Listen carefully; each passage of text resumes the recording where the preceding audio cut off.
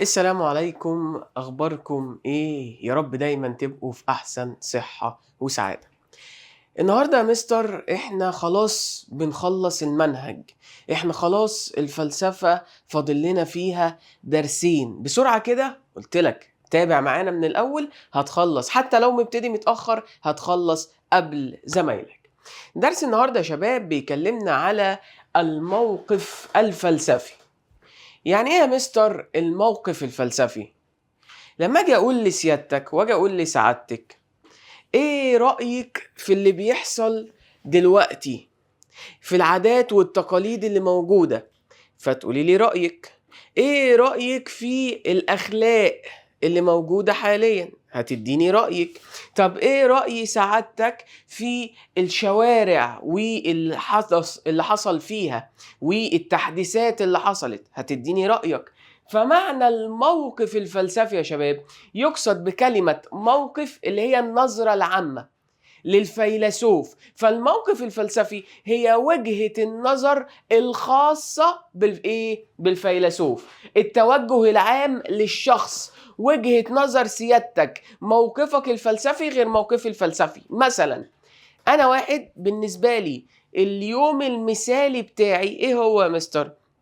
اقوم كده اصحى من النوم واخد كوباية الشاي بتاعتي وابتدي اجمع احنا مين وانتوا فين والمجتمع انتوا عايزين مني ايه لسه بقى، وابتدي اظبط المواعيد بتاعتي. النهارده في هنا الدرس هنا ودرس هنا، طيب هروح على الساعه كذا. ابتدي بقى، بس اول حاجه بالنسبه لي ان انا اصحى واروق واشرب كوبايه الشاي.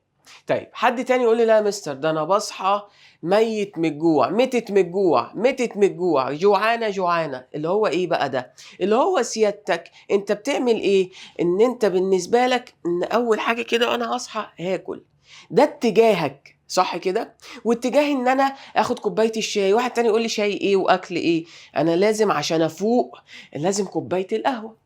فدي وجهة نظره في اليوم المثالي بتاعه مثلا. فالموقف الفلسفي يا شباب هي يقصد بكلمة الموقف النظرة العامة أو التوجه العام للشخص المتفلسف حين إيه؟ ركز كده، يتناول أي أمر. ماله يا مستر الأمر ده؟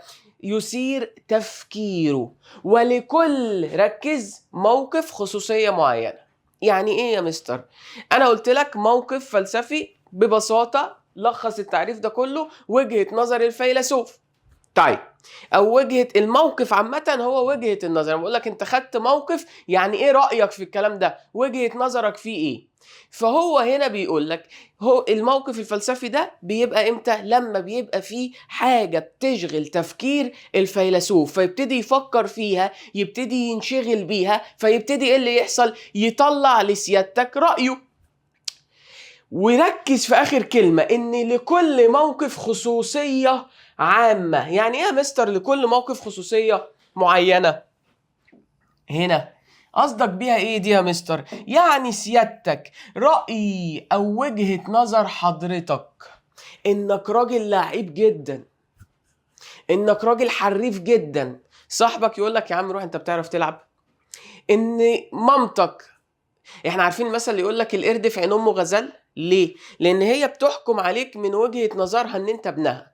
مهما عملتي ومهما عملت مهما سويت مهما رحت وجيت امك هتحبك. طيب لو انت رحت تغلط نفس الغلطات دي مثلا مع حد بره العيلة، بره بقى بابا وماما واخواتي، لا هيتخذ موقف تاني.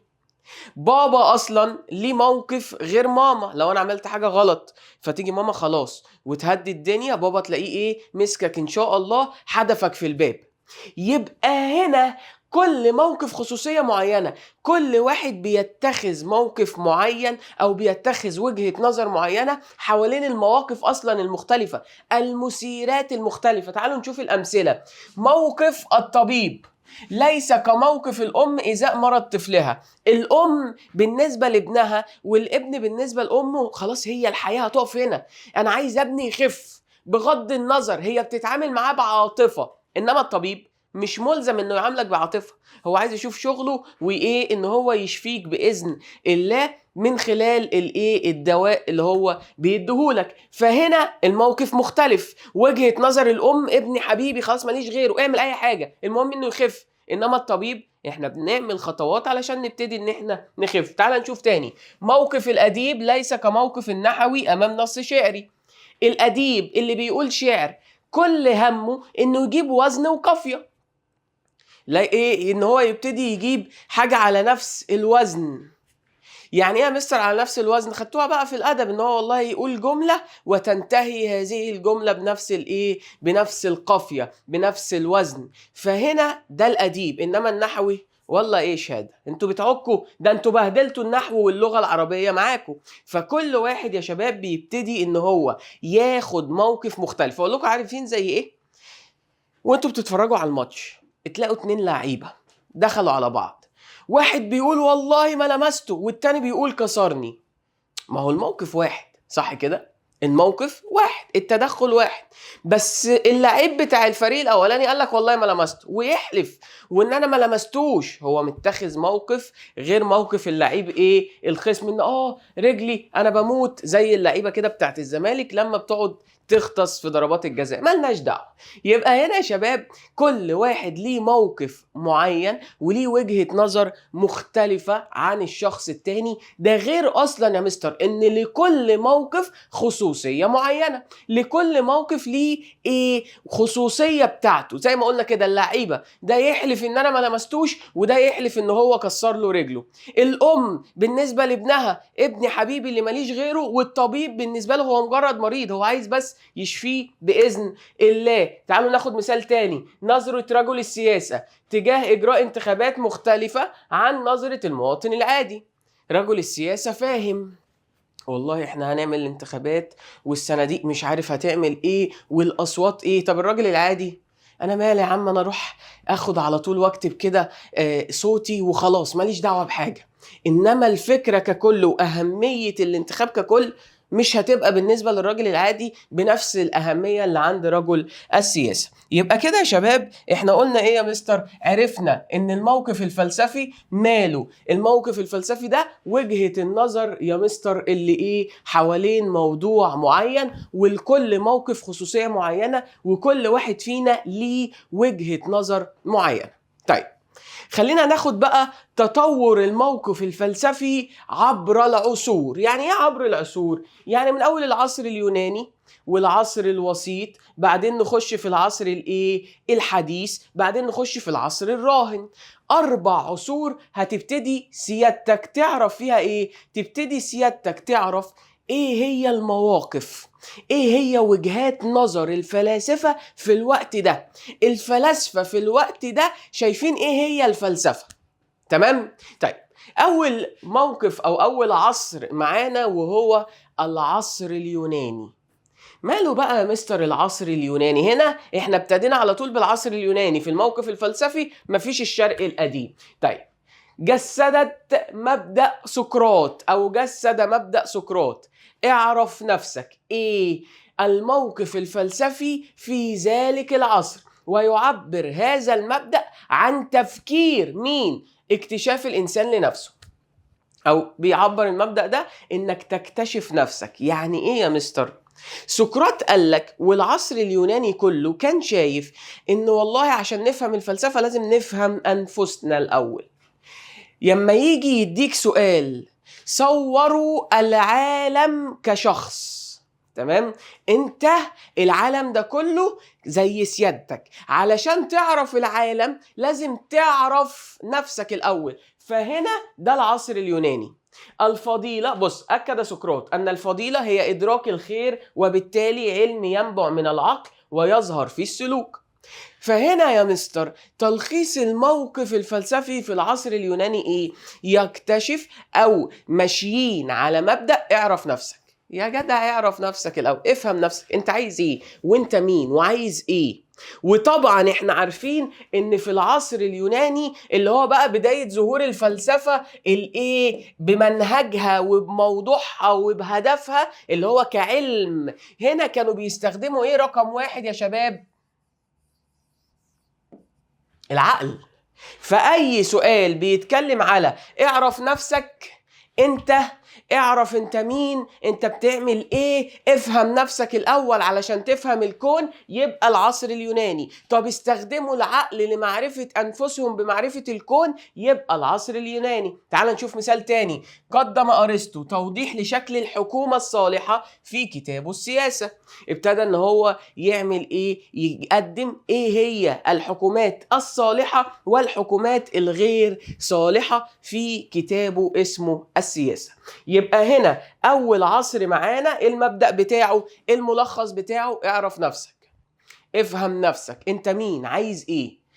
مثلا يا شباب انتوا لحد دلوقتي عندكم ايه، 16 17 سنة كده، 15 سنة، فتبتدي هو انا ايه، انا مين، هو انا موجود ليه اصلا، عايز لسه ما عرفناش، صح ولا لا؟ لسه ما فهمناش احنا عايزين نوصل لايه.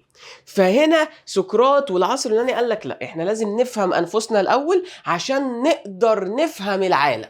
يبقى اول عصر معانا العصر اليوناني، وهو اللي كان فيه مبدأ مين يا شباب؟ مبدأ سقراط. اعرف نفسك، افهم نفسك. في اي سؤال بيتكلم عن النفس، ان النفس هي بوابة العالم او ايا كان بقى، واستخدام العقل، على طول هنرجع على العصر اليوناني. طب بص، العصر الوسيط من غير ما نبص له، اي سؤال بيكلمك عن الدين، التوفيق بين الدين والفلسفة، هو العصر الوسيط. بص قبل ما نقرا اي حاجه اهو، اي سؤال بيكلمك عن التوفيق بين الدين والفلسفه ولقيته دخل في الدين واللاهوتيه، ولان الدين من الكلمات الداله عليه اللاهوتيه، تمام، اول ما تلاقي السؤال بيكلمك في حته الدين وانت مغمض العصر الوسيط. ليه يا مستر وانا مغمض العصر الوسيط؟ لان الفلاسفه اللي كانوا موجودين في العصر الوسيط كانوا بيحاولوا يوفقوا ما بين الدين والفلسفه. مش احنا قلنا في الموقف الفلسفي، او مش الموقف الفلسفي، العلاقه ما بين الدين والفلسفه، ان في اشاعه ظاهره ان الدين دايما بيعارض الفلسفه والفلسفه بتعارض الدين، وفندنا الاشاعه دي، خلاص عرفنا ان مفيش تعارض ما بينهم. هنا بقى كانت بدايات الايه يا شباب؟ بدايات المشاكل وبدايات ظهور الايه، ان الفلسفه ضد الدين وكل الكلام ده. فالعصر الوسيط الموقف اللي فيه، وجهه النظر اللي فيه، الفلاسفه اللي فيه كلهم اغلبهم كانوا بيحاولوا يوفقوا ما بين الدين والفلسفه. تعال نقرا بقى مع بعض. ادي يا شباب العصر الايه الوسيط. قال لك واجه فلاسفه او الفلاسفه مشكله التوفيق بين الفلسفه والاديان السماويه. يبقى في العصر الوسيط كان في مشكله، كان والله في لا، الفلسفه ضد الدين، ده فكر الحادي، ده الكلام ده كله غلط. فالفلاسفه في الوقت ده كانوا بيواجهوا مشكله ان ايه، يا عم مفيش مشكله ما بين الدين والفلسفه، احنا دلوقتي بندرس ان العلاقه ما بين الدين والفلسفه ما فيهاش مشكله وعلاقه توافق. بعد محاولات الفلاسفه دول، بعد المحاولات اللي كانت موجوده على مر العصور، اللي ابتدت في العصر الايه، العصر الوسيط. تعال شوف بقى. بص يا سيدي، الفلاسفه المسيحيه او الفلسفه المسيحيه، الفلسفه هي الطريق الى الايمان. الفلاسفة المسيحيون قالوا لك والله الفلسفة دي طريقك للإيمان. طب فلاسفة الإسلام إثبات أن أصل الوجود وطبيعة الإنسان ينتهي إلى الإيمان بالوجود الإلهي وبوحدانية الله. الفلاسفة المسلمين قال لك بص، انت عايز تثبت اصل الوجود واحنا جينا ليه وجينا ازاي والكون ده اتعمل ازاي، تمام براحتك، ده كده كده هينتهي للإيمان بالله. مش أنا قلت لك إن الفلسفة من أهم الأهميات بتاعتها إن هي تخلي لك إيه؟ زيادة القدرة بالإيمان بالله، تخلي عندك الإيمان بالله والتأكيد على ده. فهو قال لك يا سيدي اثبت أصل الكون وأصل الوجود واللي أنت عايزه، كل ده هيرجع لإيمانك بإيه؟ بالله. طب تيجي نشوف الأمثلة. بص يا سيدي، يذكر أغسطين أن المسيحيون يتعجبون عندما يعلمون مفاهيم أفلاطون المتعلقة بالإله لأنها تبدو لهم مشابهة لدينهم. هنا أغسطين ده كان فيلسوف مسيحي، وابتدى قالك أن المسيحيين بيتعجبوا لما يشوفوا آراء أفلاطون. ليه؟ قالك لأن آراء أفلاطون عن الإله بتبقى مشابهة للدين بتاعهم.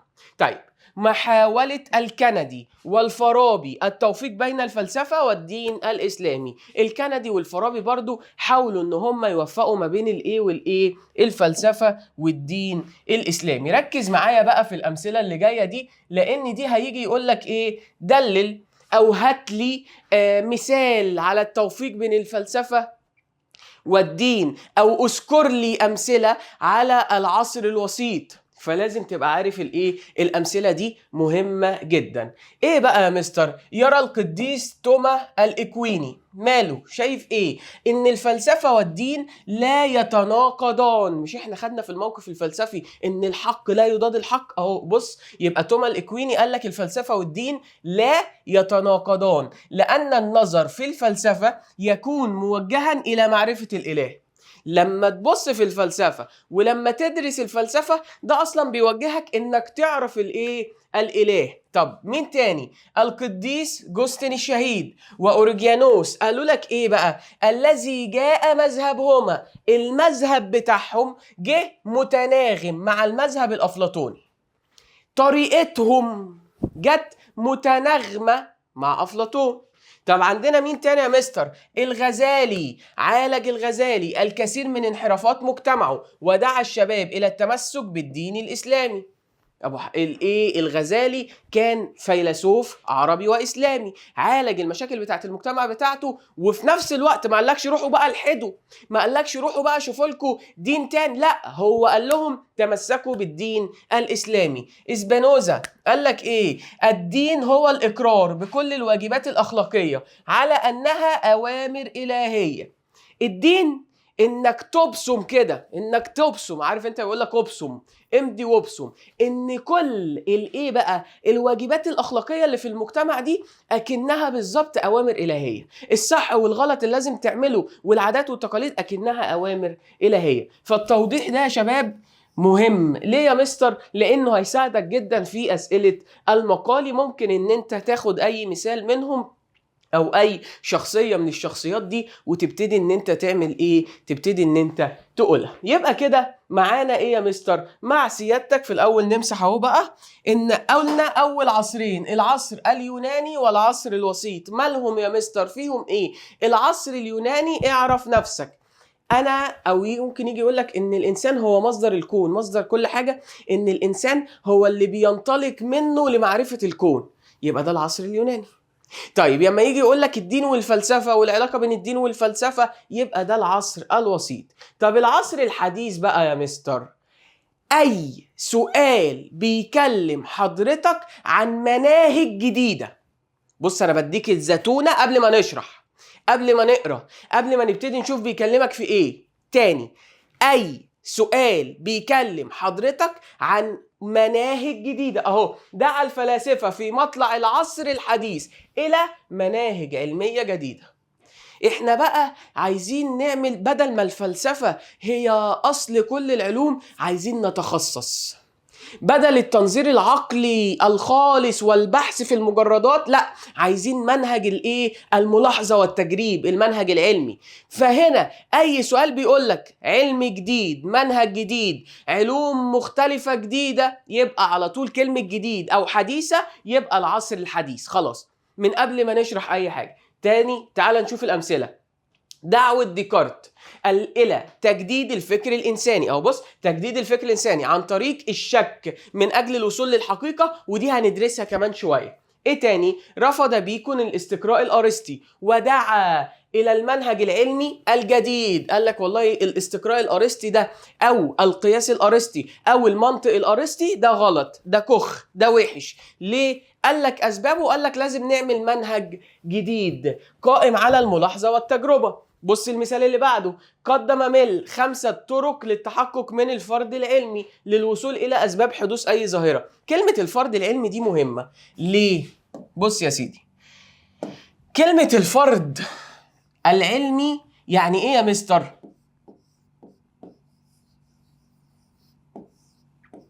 الاحتمال أو الاحتمالات. فكلمة الفرض دي مهمة. ليه؟ لأن اللي هيخش علمي هيبقى فيه احتمالات وهو بيعمل التجارب وهكذا، واللي هيخش أدبي أو اللي هو كده كده الترم التاني هناخد الفرد العلمي بشكل إيه؟ مستفيض أكتر. أنا قلت اللي هيخش أدبي بقى على المنهج الجديد وتالتة ثانوي، أنا عايز أقول لكم المفاجأة إن في أجزاء من تالتة ثانوي جاية لكم الترم التاني. استعد، لازم سيادتك الترم ده تاكل المنهج أكل، علشان الترم التاني هيبقى فيه حاجات تقيلة شوية. طيب بس برضو احنا مع بعض عارفين خلاص، احنا مع بعض على المبدأ ان احنا يا مستر والله مفيش اي حاجة هتقف قدامنا، بنذاكر تمام، بنحل تمام، فاهمين 100 هنخش نقفل اي امتحان. يبقى هنا ميل قدم لك 5 طرق جديدة علشان نتحقق من الاحتمالات العلمية، علشان نشوف مين فيها الصح ومين فيها الغلط. يبقى يا مستر وانا مغمض، العصر الحديث بيكلمني عن ايه؟ بيكلمك عن مناهج جديدة. اول ما تلاقي السؤال بيكلمك دعوة لحاجة جديدة على طول هتختار العصر الحديث. طب العصر الراهن احنا قلناه اصلا يا مستر. قلناه؟ قلناه ازاي يا مستر؟ انت بتضحك علينا؟ هقول لك لا، ما بضحكش عليك. فاكر لما جينا خدنا الفلسفة ونشأة الفلسفة؟ يا مستر، مش احنا خدنا الشرق القديم وخدنا كمان المرحلة اليونانية وخدنا العصر اليوم او الفلسفة اليوم اللي هو العصر الراهن؟ مش احنا قلنا ساعتها ان الفلسفة لم تعد تقتنع بالتنظير العقلي، هي عايزة تحل المشكلات. لما شمرنا كده وانا هحل المشكلة بايدي، تعال بص مكتوب ايه، تتقدم او تهتم الفلسفة بايه بقى يا مستر؟ في العصر الراهن بالقضايا الحياتية المباشرة للإنسان زي البيئة، مش خدناها في المثال؟ والفنون، السينما والمسرح والموسيقى، وقضايا المرأة وقضايا الأخلاق مثل الاستنساخ والهندسة الوراثية. كل دي مشاكل حياتية، مشاكل موجودة دلوقتي عايزين إن احنا نحلها. مثال، اهتمام الفلاسفة بأخلاق البحث العلمي في مجالات الطب والبيولوجي التي تطبق أبحاثها على جسم الإنسان. عايز أقول لكم زمان في الستينات والسبعينات في أمريكا بلد الديمقراطية كانوا بياخدوا العبيد اللي هم السمر، هم كان بالنسبة لهم العبيد السمر السود، ويبتدوا يعملوا عليهم أبحاث علمية. بغض النظر الأبحاث دي هتأذيهم قد إيه، هتتعبهم قد إيه، هتشوههم إزاي، ملناش دعوة. فابتدى الفلاسفة في العصر ده يقول لك لا، ده غلط، ما ينفعش ان لكل شخص له حريته وله خصوصيته وما ينفعش ان انا اتعدى عليها. اهي مشكلة موجودة فاحنا عايزين نحلها. طب مستر بعد اذنك انا عايز الملخص بقى بتاع الموقف الفلسفي في كل العصور دي. بص يا سيدي، ملخص الموقف الفلسفي في كل هذه العصور، هي راحت فين البتاع؟ بصوا بتنزل فين، بصوا عمالة تلعبني مش ثابتة. يلا بينا. ملخص الموقف الفلسفي في كل العصور اللي احنا قلناها مستر، العصر اليوناني والعصر الوسيط والعصر الحديث والعصر الراهن. 4 عصور ب4 مواقف ووجهات نظر في الفلاسفة اللي موجودين في العصر ده مختلفة عن بعض. اول عصر معانا العصر اليوناني، استخدام العقل ومعرفة النفس. اعرف نفسك، افهم نفسك، لو فهمت نفسك هتفهم كل الكون اللي حواليك. تاني عصر معانا العصر الوسيط، اي سؤال بيكلمك عن التوفيق بين الفلسفة والدين. الفلسفة والدين مفهومش مشاكل. اي سؤال بيكلمك على مناهج جديدة، ان احنا يا مستر عايزين نحط منهج جديد، عايزين نحط علم جديد، عايزين نحط طريقة جديدة، يبقى او حديثة، يبقى العصر الحديث. اخر عصر معانا لما يجي يكلمك عن المشاكل الحياتية، المشاكل اللي موجودة دلوقتي، المشاكل الجديدة بسبب التقدم العلمي والتكنولوجي، يبقى حضرتك على طول هتختار العصر العصر يا مستر الراهن اللي هي الفلسفة اليوم. طيب خلصنا نص الجزء كده او نص الدرس، فاضل لنا نص تاني. ايه هو خصائص الموقف الفلسفي. ايه هي يا مستر الخصائص بتاعت الموقف الفلسفي؟ ايه هي الخصائص بتاعت التفكير الفلسفي؟ وانا عشان لما افكر بطريقة فلسفية واخد موقف فلسفي معين لازم يبقى عندك خصائص. طب كلمة خصائص يعني مميزات، الحاجات اللي لازم تبقى عندك كده بتميزك عن غيرك. خصائص الموقف الفلسفي يا شباب، عندك أول حاجة الدهشة وإثارة التساؤل. يعني ايه يا مستر الدهشة وإثارة التساؤل؟ عارف اللي هو تقول، عارف انت البنات والستات، الستات زي اللي هم كمان ايه بتوع زمان، يعني تقول لك ايه ده، ايه اللي انت عملتيه لنا ده؟ ف الدهشة، مش عارف اعملها تاني، محدش يقول لي اعملها تاني. واحده منهم هروح في هنزل خلاص هروح كده في داهيه، انا كده مفيش نفس هيتقطع. الله يكون في ستات، في عون ستات البيوت، وهم يقول لك ايه بتشهق على الملوخيه كل شويه تعمل هتروح. انا لو رحت واحده منهم هنزل في ايه، في حله الملوخيه. يبقى هنا الدهشه ايه هي؟ اللي هو ايه ده، هو انت ازاي كده؟ هقول لك على حاجه. كتير مننا الناس اللي بتتابع الكوره لما تيجوا، وبالذات انتوا يعني الشباب الصغيرة، احنا عاصرنا الكلام ده. لو جيت بصيت على اي ماتش للمنتخب المصري 2006 و8 و10 وقبلهم، او ايه يعني 2010 2011 ده اخر اللي هو ايه يعني خلاص 2012 والكلام ده كانت اواخر الحاجات الحلوة. فلما تبص على اللعب بتاعهم، ايه ده، هو احنا ازاي كنا جامدين كده؟ لما تيجي تبص مثلا على ماتش زي مصر والبرازيل، هو ايه ده، ايه اللعب ده، ايه الجمدان ده؟ وتيجي تبص دلوقتي يا لا هو يما لا حول ولا قوة الا بالله. المنتخب ابتدى يتحسن شوية، ولكن في فرق، في فرق شاسع. هو احنا ازاي كنا في المستوى ده وبقينا في المستوى ده؟ صح ولا لا؟ فانت عندك ايه ده ازاي؟ لو مثلا جيت تبص على القمر بالليل كده، وسيادتك جيتي تبصي على القمر بالليل الساعة 1-2 صباحا، فابتديت تبص لقيته مثلا بامبا وردي وعملاق كده كبير. فأول حاجة ايه ده، سبحان الله. فالدهشة هو موقف فلسفي، او هو ايه بقى، تحدث الدهشة عند مواجهة شيء غير مألوف، حاجة جديدة عليك، حاجة اول مرة تشوفها، حاجة والله يا مستر انا مش معتاد عليها، فبيحصل لك انك ايه، بتندهش، بتحاول تفسرها. ايه ده، انت مش فاهم ايه ده، صح؟ صح يا مستر. طيب خلي بالك بقى ان الدهشة ملازم ليها ولازق فيها التساؤل. ازاي يا مستر؟ هقول لحضرتك.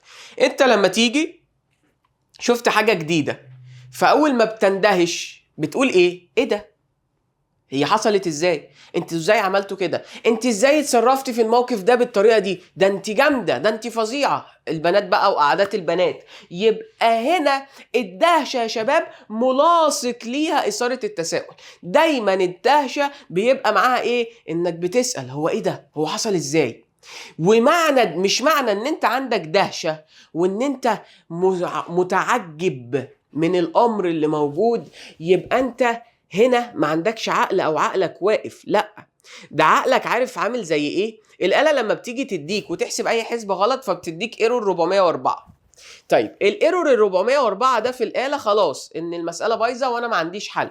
انما الايرور 404 اللي في عقلك بيكلمك عن ايه، بيقول لك اديني بس دقيقتين 3 احاول افهم ايه ده، انا هفهم وافهمك، انا عايز استوعب ايه اللي بيحصل وانا هفهمك. فهنا معنى الدهشة مش ان انت عقلك واقف، لا، الدهشة ان عقلك ايه، مديك الايرور 404 ده بس شغال، انا عايز افسر الموقف، انا عايز افهم الموقف علشان ابتدي ان انا ايه، افهمه لك. طيب مثال، ارخميدس عندما نزل لحوض المياه. تعالوا احكي لكم القصة دي.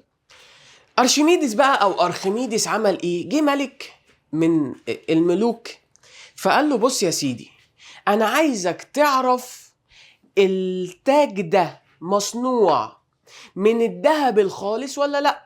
وزمان بقى ما كانش فيه الآلات الحديثة اللي موجودة دلوقتي، ومش هينفع يسيح التاج وبعدين يعمل له انه هيبوظ شكله. فارخميدس ابتدى ان هو ايه، طب انا هعمل ايه، اروح فين واجي منين، ده ملك لو قلت له ما اعرفش انتوا عارفين هيعمل فيا ايه. فابتدى ان هو عايز يوصل لحل. فقال بص، انا تعبت من التفكير والتفكير بيتعبني، انا هروح انزل الحمام بتاع السباحه ده شويه، انا هنزل كده واخد لي تان واعمل تان واظبط نفسي واروق كده على حالي، بعدين بعد ما اخلص ابتدي افكر عشان انا تعبت. فاول ما نزل لحمام السباحه ده لقى منسوب الميه بيعلى، فهو عمل ايه ده؟ ليه؟ هي ليه اما بنزل الميه بتعلى؟ فابتدى هو هنا اندهش، هو هنا قال ليه؟ ايه ده؟ في ايه؟ فابتدى ان هو ايه يقول لك طب ما نعمل حاجه بقى، انا هنا ما اجي اجيب كميه ميه ونفس كميه الميه، واجيب الذهب او ايه الكتله بتاعت الذهب نفس وزن التاج، يعني التاج ده مثلا كيلو، المفروض ان هو كيلو ذهب خالص، واعمل ايه واجيب كيلو ذهب خالص، احط التاج في الميه واحط الذهب في الميه، لو الاتنين طلعوا بنفس المنسوب يبقى ده ذهب خالص، يبقى ده كده 100 100، وخد يا عم الملك التاج بتاعك ايه تمام، وما تعملش حاجه في الراجل الايه الصايغ اللي اداهولك. طب طلع بقى ان المنسوب مختلف ومغشوش وفيه فضه، لانه هيبقى اخف فمنسوب الميه مش هيبقى متساوي، ساعتها هيجيب الراجل بتاع الذهب ويطير رقبته. فهنا هو ارخميدس ابتدى ان هو اندهش في الاول من ايه؟ اندهش من الموقف، اندهش هو ليه الميه بتطلع وبتعلو. فده خلانا ان هو يبحث ويدور ويبتدي يعرف الاسباب لحد ما اكتشفنا قانون الطفو اللي من خلاله قدرنا نعمل السفن والمراكب بتاعتنا. فالدهشه واثاره التساؤل مهمه جدا جدا بالنسبه للفيلسوف، لان المواقف الكتيره يا شباب اللي بتبقى في المجتمع اغلب الناس والناس العاديه بتعدي ما لناش دعوه، احنا مالنا. انما الفيلسوف لا، هو بيقف بيبقى عنده الدهشه، ليه حصل كده؟ هو ليه الموقف ده اتاخد بالطريقه دي؟ تمام. طيب نيجي لتاني حاجه، الاتساق والدقه المنطقيه. يعني ايه يا مستر الاتساق والدقة المنطقية؟ ليها علاقة شوية بالحالات التي تثير التفكير الإنساني أو النشاط العقلي، اللي هي ايه يا مستر؟ اللي هي تنظيم الخبرات، تنظيم الأفكار، هي دي. الاتساق والدقة المنطقية هو إن التفكير الفلسفي يعتمد على ترتيب التصورات وتسلسل الافكار والمفاهيم، بحيث يبدا المفكر من المقدمات علشان يوصل للنتيجه. طيب زي ما خدنا في الاستدلال، طب ايه تاني؟ التفكير الفلسفي يسود الانسجام والنظام والاتساق وعدم التناقض، فهو يخلو من ايه يا مستر؟ من الفوضى. طب يعني ايه يا مستر اللي انت بتقوله؟ يعني يا سيدي الفيلسوف دايما كلامه بيبقى مرتب، عمرك ما تلاقي كده بتكلم مع شخص فيلسوف وعالم وباحث تلاقي كلامه غير منظم، ويجيب لك حتة من الشرق وحتة من الغرب، حتة من هنا وحتة من هنا. لا لا لا، هو الفيلسوف دايما كلامه مترتب، بيبتدي معاك من البدايات المقدمات عشان يوصل معاك لإيه؟ للنتيجة. دايما في ترتيب في كلام الفيلسوف، كلامه بيبقى إيه؟ متناسق ومترابط مع بعضه. 1+1 هتدينا 2، ما تجيش يقول لك 1+1 هتدينا 6، لا، انت هنا في غلط، في مقدمات هتوصلنا لنتائج. دايما الفيلسوف بيبقى آراءه وأفكاره وكلامه غير فوضوي، مفهوش فوضى، مفهوش مشاكل، لا، هو دايما بيبقى منسق ومرتب. طيب يبقى اول حاجه معانا الدهشه واثاره التساؤل، عرفنا اللي هو ايه ده؟ ايه اللي بيحصل ده؟ والدهشه ملاصق ليها على طول اثاره التساؤل اللي هو ايه ده؟ تاني حاجه معانا الاتساق والدقه المنطقيه، قلنا ان الفيلسوف دايما بيرتب افكاره وبينظم افكاره علشان يوصل لايه؟ لشيء هو عايز او النتيجه اللي عايز يقولها لك. 3، التروي والصبر. عندنا مثال يقول لك ايه؟ عشان توصل للحقيقه دايما بتاخد وقت. زي ايه؟ هقول لكم على حاجه، رايه وسكينه، كل الناس قالت لك والله قتالين قتله، وناس ابتدت ان هم سفاحين النساء وبياخدوا الستات يا مستر، بيبتدوا ان هم يذبحوهم او يخنقوهم وياخدوا الذهب ويبيعوه، وابتدى يدفنوا الناس دي في قلب في قلب البيوت بتاعتهم، وعملنا مسلسلات ومسرحيات عليهم، صح؟ صح. قال لك والله بقى من كام سنه كده ان رايه وسكينه دول ناس بريئه، ايه؟ على فكرة دول كانوا بيحاربوا الاحتلال الانجليزي، والاحتلال الانجليزي هو اللي لفق لهم التهم دي. فدايما الباحث والمفكر الفلسفي عنده صبر طويل. عايز توصل للحقيقة لازم يبقى عندك صبر. ازاي؟ انا لو جيت قلت لك الحق يا سعاد، منى مسكاكي بتقطع في فروتك، مسكاكي بصي تهزيق وشتيمة في وسط الناس مخلياكي ايه، ملكيش لازمة خالص. فانا ممكن ابقى بكذب. عايزه توصلي الحقيقه، هل فعلا عملت كده ولا لا؟ اهدي بالراحه، اتعاملي معاها في موقف واتنين وتلاته، وابتدي راقبيها عشان اوصل للحقيقه. فالحقيقة دايما يا شباب بتتطلب منك الوقت، ما تبقاش مستعجل. احنا هيقولك عندنا ايه في العجلة؟ الندامة والتأني السلامة. وسيادتك وسعادتك لما بتبقي مستعجلة في الامتحان بتغلطي، بتنسي أسئلة، صح ولا لأ؟ فهنا عايز توصل للحقيقة خلي عندك صبر. تعال نقراها يلا مع بعض. التسرع في الحكم، ماله بقى يا مستر التسرع في الحكم؟ والقفز إلى نتائج دون مقدمات كافية. لو انت وصلت للنتيجة من غير المقدمات بتاعتك الكافية، يا سعاد دي منى بتشتمك فخدت الكلام مني رحتي على طول تتخانقي معاها، انا بكذب عشان اوقع بينكم. روحي شوفي فين ومع مين واسألي كذا واحد. تمام؟ من سمات ليست ايه؟ من سمات المفكر. المفكر لا، المفكر بيبتدي يعمل ايه بقى مستر؟ بيعمل العكس. فالمفكر يسعى الى بلوغ الحقيقة، عايز يوصل للحقيقة، وهذا يتطلب التأني وتأمل الموضوع من مختلف جوانبه. هنا هو بيقعد بالراحة ويفكر في الموضوع من كل الجهات، ويبتدي يشوف والله انا لو عملت كده ايه اللي هيحصل، ولو عملت كده ايه اللي هيحصل، ويبتدي ياخد قرار بناء على تفكيره ده كله. فبيبتدي ان هو ايه؟ ياخد منه وقت. مثال: الجودة والسرعة قليلا ما يجتمعان. يعني ايه يا مستر؟ لو حضرتك مالك بسرعة بسرعة بسرعة بسرعة فمش هتطلع جودة. لو سيادتك عايز تسرع وتنجز كل حاجة كده، وزي ما قلنا الايه، ان انت مشغل جواك روح سونيك وسريع سريع سريع سريع سريع، فسيادتك ايه اللي هيحصل؟ لا يا مستر، ده هنا انا ممكن اغلط. فلازم عشان اوصل للحقيقة يبقى عندك ايه؟ يبقى عندك تأني وصبر، تاخد وقت معاك. طيب، البصيرة واليقظة الدائمة. يعني ايه يا مستر البصيرة واليقظة الدائمة؟ دايما يا شباب الفيلسوف بيبقى عنده شايف وعارف ان مش دايما الحاجة زي ما هي باينة. يعني ايه؟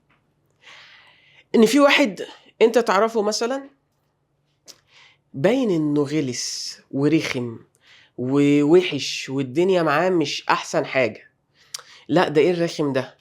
وتلاقي واحد تاني يقولك يا عم ده قمة في الغلب، ده راجل طيب جدا. ليه؟ هو عارف الباطن. هو ده مش عارف الباطن اللي هي الغياهب او الايه، الحاجات الغيبيه بتاعت الامور، لا، هو عارف اصلا انه ممكن يبقى بيبين كده بس هو طيب. فالبصيره يا شباب ان سيادتك ايه؟ عندك البصيره انك مش دايما الحاجه زي ما هي باينه. ممكن كام واحد مننا وسيادتكم تبقى مصاحب واحد، اخويا يا مستر بص ده مفيش منه، يا مستر دي صاحبتي اللي يعني عايز اقول لك اختي اللي ماما ما خلفتهاش، يعني لو بص احنا اخوات جدا. ويجي ماما او بابا او اخوك الكبير يقول لك الشخص ده مش كويس وهيوقعك في مشاكل، وانت لا ده مية مية، ده مفيش حاجة بيني وبينه وحشة، وفعلا يوقعك في مشاكل، وفعلا يلبسك في حيطة، وفعلا تبتدي ان انت وقعت في مشكلة بسببه. ليه؟ ما عندكش البصيرة، هم عندهم. فالبصيرة هو معرفة ان مش دايما الامور على ما تبدو عليه، لازم تبقى عارف ايه اصل الشيء. اهو بص يا سيدي، التفكير الفلسفي يؤكد على عدم قبول الاشياء والافكار في ظاهرها. ما تبقاش شخص سطحي، ولكن يسعى إلى التحليل والفحص ليصل إلى جوهر الحقيقة. دايما هو إيه؟ بيبحث وبيدور عشان يوصل للجوهر. طيب إيه تاني يا مستر؟ التفكير الفلسفي يحث على التمييز بين الظاهر والباطن وبين ما هو رئيسي وما هو فرعي. لازم علشان تفكر بطريقة فلسفية فسيادتك تبتدي تعمل ايه؟ جنابك تبتدي ان انت تاخد والله يا مستر المشاكل فين؟ ان ابتدي ما اخدش الموضوع على زي ما هو كده هب جزم، لا ده ابتدي ان انا يا مستر عايز اعمل ايه؟ عايز والله اخش اشوف المبادئ والاسس بتاعته، احلله افصصه، هل الشخص ده كويس ولا لا، وابتدي اشوف المواقف الكتيرة اللي هو بيعملها. يبقى كده يا شباب خدنا في درس النهاردة ايه يا مستر؟ خدنا في درس النهاردة الموقف الفلسفي، وعرفنا خلاصة بقى يا مستر الموقف الفلسفي 4 عصور: يوناني بيتكلم عن النفس والعقل، العصر الوسيط بيكلمني عن التوفيق بين الفلسفة والدين، العصر الحديث دعوة لإيه يا مستر؟ لعلوم جديدة ومناهج جديدة، العصر الراهن بيهتم بالمشكلات الحياتية. وخدنا كمان خصائص الموقف الفلسفي 4 حاجات يا مستر: الدهشة وإثارة التساؤل، اللي هي أنا والله بشوف حاجة جديدة عليا غير مألوفة، حاجة كده أول مرة أشوفها فبتعجب ليها وبسأل إيه دي، ومش معنى إن أنا مندهش إن أنا مخي وقف، لا ده أنا مخي شغال وبيحاول يفسرها. تاني حاجة الاتساق والدقة المنطقية، قلنا إن الفيلسوف دايما كلامه مرتب، دايما كلامه منظم. الفيلسوف يا شباب بيبتدي إن هو إيه؟ ماشي من مقدمات إلى نتائج، عشان كده كلامه دايما بيبقى دقيق. 3 التروي والصبر، حضرتك لو عايز توصل للحقيقة لازم يبقى عندك صبر. آخر حاجة قلناها البصيرة واليقظة الدائمة، إن سيادتك تبقى فاهم وعارف مش دايما الحاجة على ما تبدو عليه، لازم تبحث وتدور في أصلها، لازم تحللها عشان توصل للحقيقة. وتخلي بالك اليقظة الدائمة ان انت دايما منتبه للتجديدات والتحديثات. بكده خلصنا درس النهاردة او درس الحصة ديت. اشوفكم في الحصص اللي جاية في احسن حالة وفي احسن وضع، ودايما مقفلين مع بعض منهج الفلسفة ومادة الفلسفة.